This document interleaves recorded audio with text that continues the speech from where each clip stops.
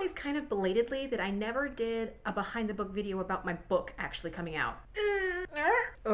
And really, that's kind of a big deal because shouldn't have all the other videos been leading up to that one, to the book actually existing? I also realized I never made a video about becoming a New York Times bestselling author, which is kind of cool, you know? But after everything is said and done, I think the reason I didn't make those videos is because nothing's changed. The day my book came out, do you know what happened? That morning, I got a giant pile of edits from my editor. So while you guys were rushing out to buy the book, which was awesome, I was at work. The only big difference for me was that you guys could get the book now, which is really cool, but you know, life goes on. And the whole New York Times bestselling author thing, well, do you know what happened the day after that list came out? I get out of the shower and I hear Guyton kind of making these weird sounds, and I go into his room and I see him with stuff on his hands, and I'm like, Guyton, is that poopy? And he's like, yes. I'll give you 3 guesses as to who had to clean that up. If you said the New York Times bestselling author, you're right. It's this really cool, awesome title thing that I get to have, but it doesn't change anything. I'm still a wife, I'm still a mommy, I'm still the chick that hangs out on Twitter, and that's it. And I'm really glad to find these things out because it's all just part of the journey. And